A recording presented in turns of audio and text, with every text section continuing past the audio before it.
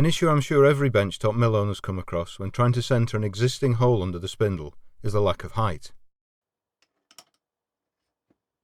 If the part in question is relatively thin or can be fixed directly to the table, I can use the same method as folk with a full-size machine. Using the vise costs quite a bit of headroom, and using the swivel base costs even more. And things get a bit tricky if I want to use an ER collet or if the part is anything other than flat. My workaround has been to just grip the DTI pin directly and shuffle it along a bit until I get the dial where I need it to be. I've had a little rack and pinion assembly hiding in my junk box for ages. It was a long time ago, but I think it came from a scrap microscope or something similar. The slide action was just too nice to let it go in the bin, but I've not been able to find a use for it, up until now that is. The plan was to attach the indicator to the bottom and fit a pin so the top could be gripped in the mill. There's a spare dovetail on one side that I was just going to remove, but then I thought at the expense of an extra 5 or 6 mil of extra thickness, I could double the range of the tool.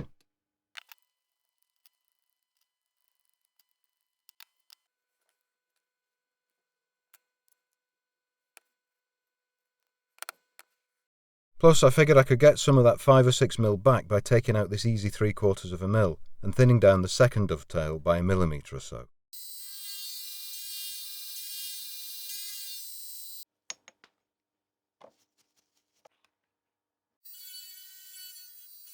While I was trying to decide whether I should make a separate gib or copy the combined side rail and gib arrangement on the existing slider, I was carefully studying Mr. Pete's workshop tips 75, 76 and 77. I double-checked my maths with Mark Ganson's dovetail calculator and used my previously untested second-hand 60-degree cutter in some spare aluminium.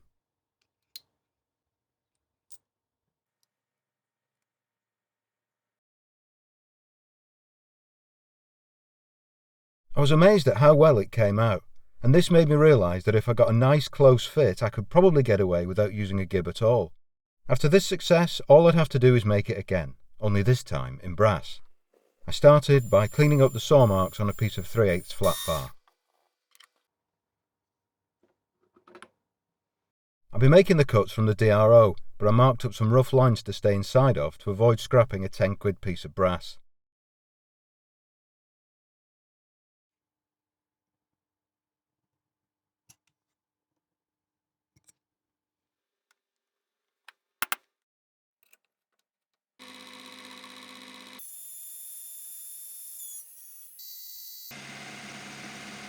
The first cut was the central relief, then I switched cutters to work on the edges.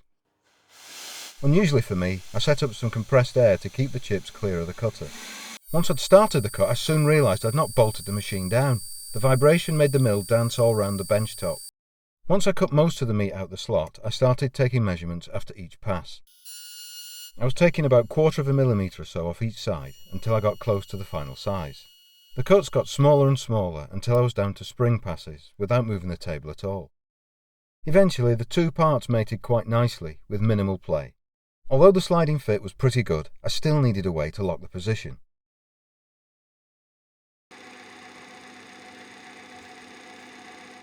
I drilled the edge 3 millimetres, then over-drilled it slightly larger but not quite to full depth, ready to tap M4.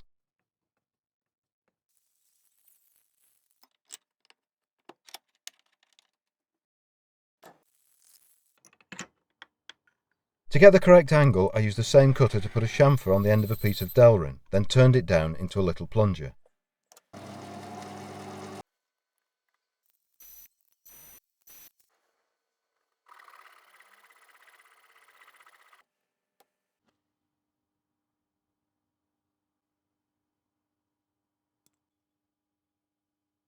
And then I made a threaded brass knob to hold it in place.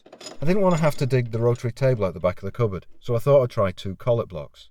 I faced a piece of brass rod, deliberately leaving a pip in the centre. I loosely fitted a hex block to one end and tightly fitted a square block to the other. Over on the mill, I'd already fitted a support to help with the long stick out.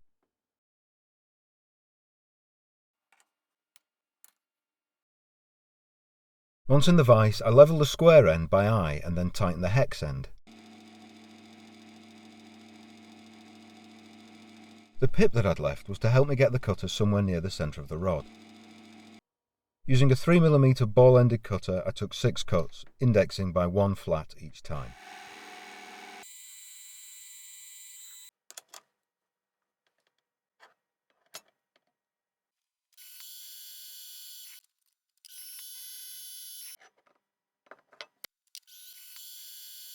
Then I loosened the hex end and rotated the square end by 90 degrees, and then took another 6 cuts.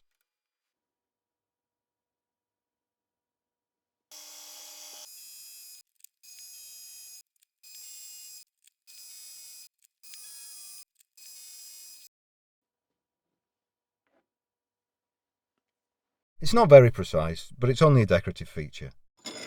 Then it was back to the lathe to drill, tap and generally tidy up.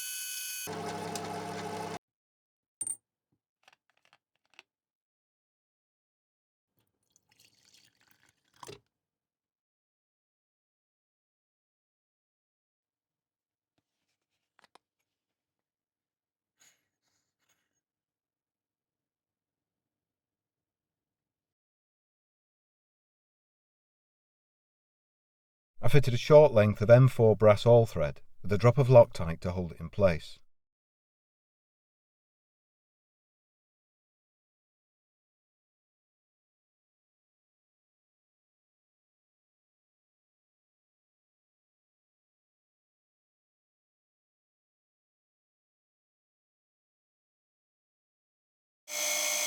The final job was to add a couple of end stops so it wouldn't just fall apart in use.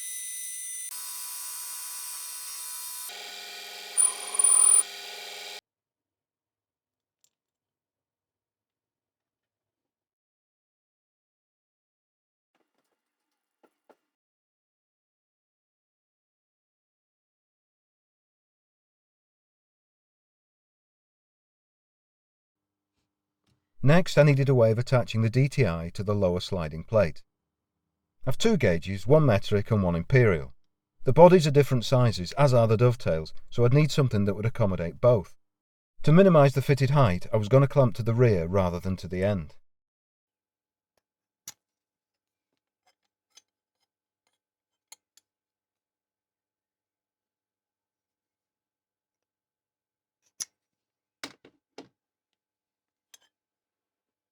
I cut a couple of small pieces from 1/4 by 1/2 inch brass flat stock, then trimmed them on the mill to be the same size.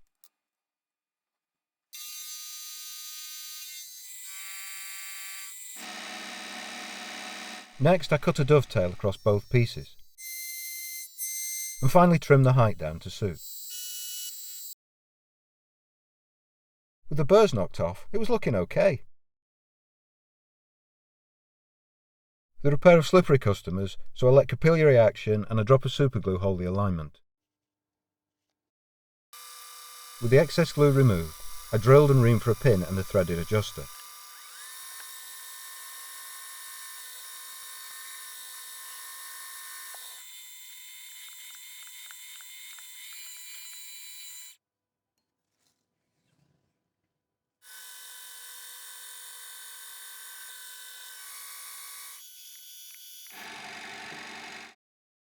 To separate the parts, I left them in acetone overnight. Using a dowel pin, I re-centered the hole ready to tap M3.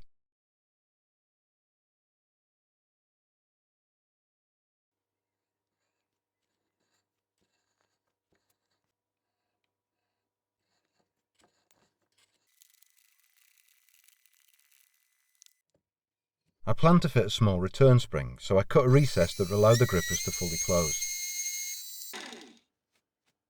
I added a couple of M2 tapped holes along the long edge so I could fasten it in position.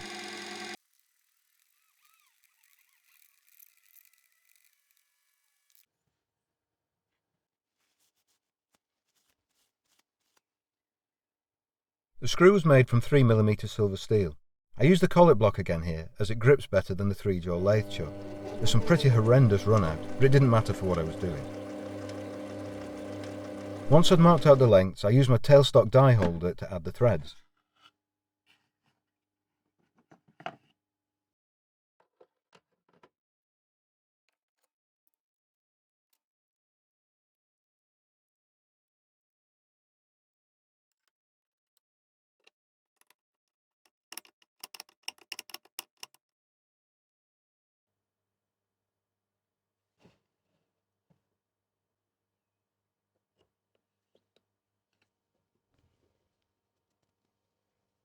After the first pass, I flipped the die over to make the thread parallel all the way along.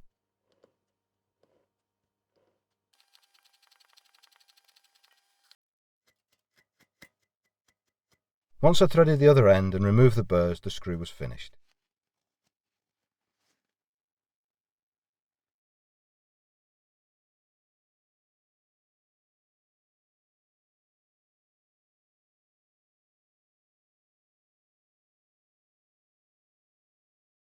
The slide pin was made from a scrap of 2.5mm silver steel. This isn't really knurling. I wasn't looking for a deep diamond, I just wanted to mar the surface enough so the 2.5mm pin would bite in a 2.5mm hole.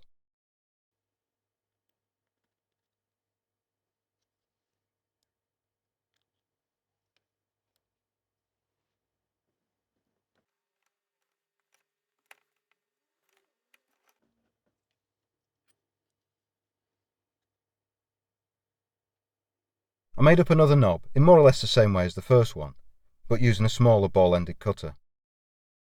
This one is longer and female, with a little PTFE top hat in the end, so it doesn't rub as it's tightened.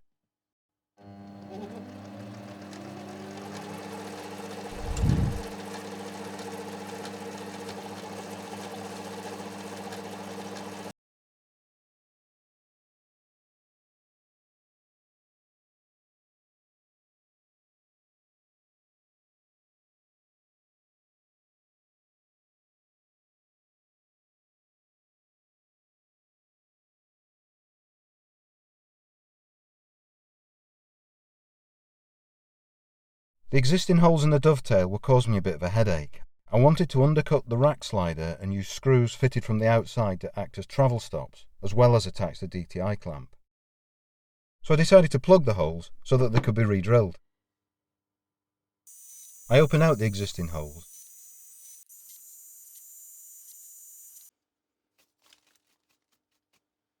and turned 4 brass plugs to fit.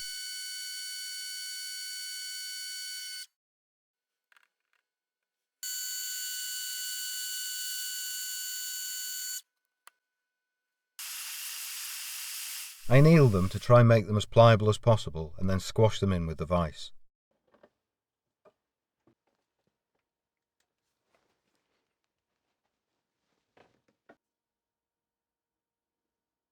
Although there was no way they were coming out again, I soon realised I'd massively overdone the countersinking and would never be able to cover them without risking damage to the dovetail. So I made do by filling them with soft solder and trimming off the excess. I finished on some 1200 grit wet and dry. It's not as invisible as I'd hoped, but it'll do the job.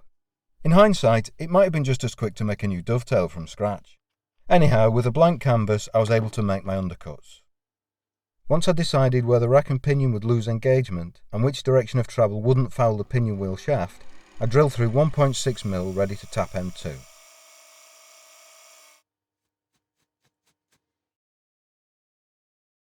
I drilled deep enough to leave a witness mark where I'd have to mill up to for the end stop channel to finish. Once I'd tapped and countersunk the holes, I could test the stop screws. It was at this point, with the project nearing its conclusion, that I accidentally came across a couple of similarly designed tools. I've never seen or read about anything quite like it before, and naively thought I'd come up with something new. The first one comes courtesy of Drew Garrett and is made by Verdict. Searching around, the Verdict 187 model's still available. The second one is made by Hauser and comes courtesy of Swiss Toolmaker. On the one hand, I was a bit disappointed to have reinvented the wheel, but on the other, I was glad the idea at least had enough merit to have been made commercially. Pretty much the last thing to make was the rod that would hold the tool in the mill. The collet I have in the machine most often is 16mm, so that's the size I went for.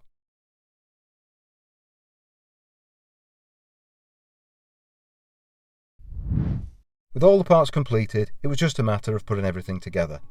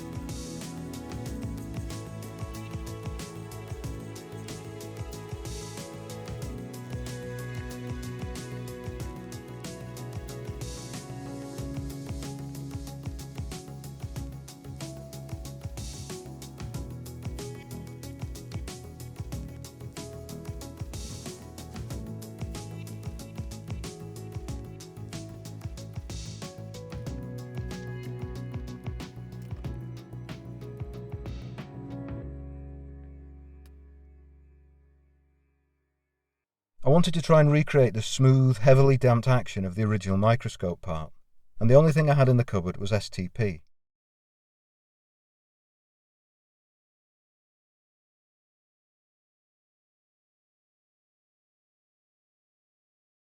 It's pretty thick and sticky stuff. Time will tell whether it stays put and if it gets thicker or thinner with age.